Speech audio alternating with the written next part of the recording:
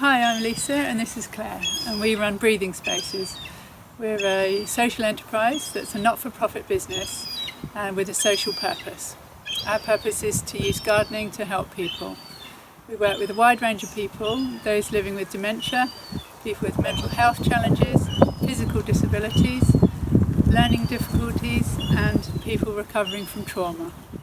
And we do have grants so that we can do some of our work for free, but we're allowed to trade, and so for the past couple of years we've been growing and selling cut flowers, and we have about 20 customers who pay a subscription up front, and then we commit to supplying them with a beautiful bunch of flowers every month for the growing season of the summer and autumn. And we have some shorter blooms that we put into jam jar flowers and sell in local shops. We're playing a small part in the British cut flower growing that's happening at the moment. 90% of the flowers currently sold in the UK are imported with a huge cost to the environment. So there's a growing number of small-scale farm florists that are showing that locally, sustainably grown flowers are more beautiful, they last longer, they have amazing scent, and they're hugely more varied than those imported, with a much less cost to the environment. We know from our therapeutic work that these kinds of flowers are really important to people, especially if they need a lift, because they're full of joy, they're full of wonder at the miracle of nature, they provoke memories, they are a way to express emotions, and we want more people to be involved with us in growing them in this way because it's good for people and it's also less harm to the environment. So we wanted to take you on a tour of the places where we grow most of our flowers, and here at the Maybridge Keystone Centre we have a very small growing space, so we have to be as productive as we possibly can, and we do that by growing the annuals really close together, by choosing ones that you can cut and they reflower, and also by having a succession of plants ready so that when the first ones slow down and start to finish, we can replace them with younger plants that will keep on flowering. And by doing that we can produce about 6 large bouquets every week and about 10 smaller jam jar flowers throughout the growing season from summer through to autumn. And I'm going to take you on a little tour now. So you can see we're growing most of our things outside, and we've got these huge cages which are to protect the flowers from the foxes which come along and dig them up and sit on them. So we've got the cages, and we're growing through membrane to keep down the weeds and to reduce the amount of work that we need to do. We can reuse that plastic membrane, and we try and stake the flowers or net them so that they keep growing straight, they're supported in the wind, and it keeps the stems long and straight. And you can see we've got cosmos growing here, that's a great cut and come again flower. And then over there we've got the zinnias, and behind them the rudbeckias, and they're like real stalwarts for us. And then here we've got this was sweet peas earlier on in the year. We've got the dahlias growing, which are perennials and they come back year after year. And we've got the sunflowers, which are at their best at this sort of time. And behind them you can see we grow some of our bulbs like the gladioli in crates. We grow tulips in crates as well. You can pack them in nice and close and you get a lot from a very small space.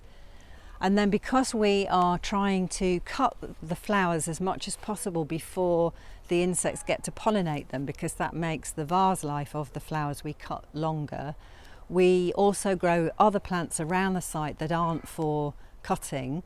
They're just to increase the diversity and have a more balanced ecosystem. So you can see we've got herbs and we've got apple trees and shrubs and perennials, and we hope that that keeps a sort of balanced system where the pests are under control and we don't use pesticides, we're organic, so we need to keep the pests down in sort of natural ways by having good growing conditions.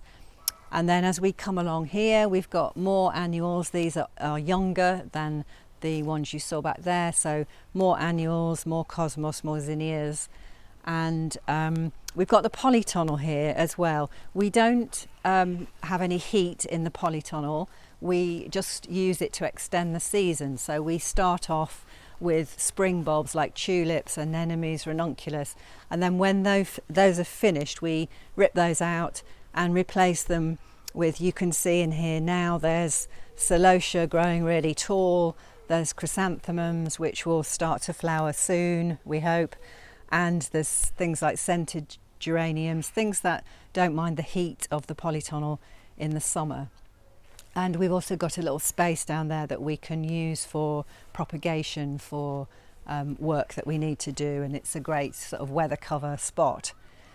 And then out here we've got a couple more beds for annuals and a bed for mint, which is a really useful filler plant for us.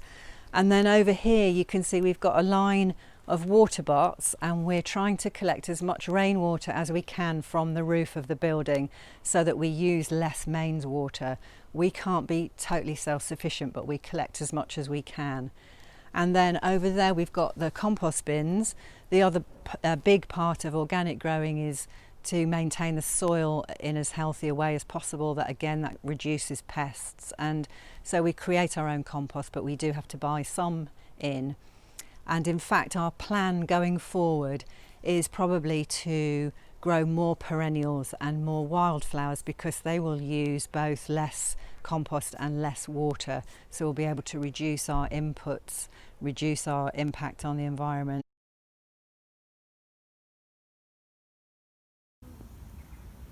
So this is where we pick our wildflowers from. We pick from May to August, and it gives a lovely wild character to our bunches. It's a disused barnyard that was seeded by Mike, the landowner, and it's done with chalk downland flowers. We don't pick all of flowers here. We just pick what we need, and we leave the rest to go to seed and for the wildlife. There's a lot of species here that we don't pick at all. They're either too short or they are really delicate, and or otherwise there's just really only a tiny amount of them. It's really shallow soil here, and there's only rainwater. Also the pests are very few and far between, and also we've really learnt from these flowers that they hold up really well and they grow naturally. So we're going to use more of these kind of flowers on our other site. We are going to increase the diversity of the site by removing some of the hogweed and brambles, and also thistles and things. They're setting seed now, so we're going to manage the clumps by just removing the weeds around the clumps, and also we might seed some other flowers that are becoming rare due to farming practices with the increased use of pesticides. It's a beautiful spot here. We're within walking distance of Worthing. It's part of the Sussex countryside, and we feel really very honoured that we can use this as part of our flower growing.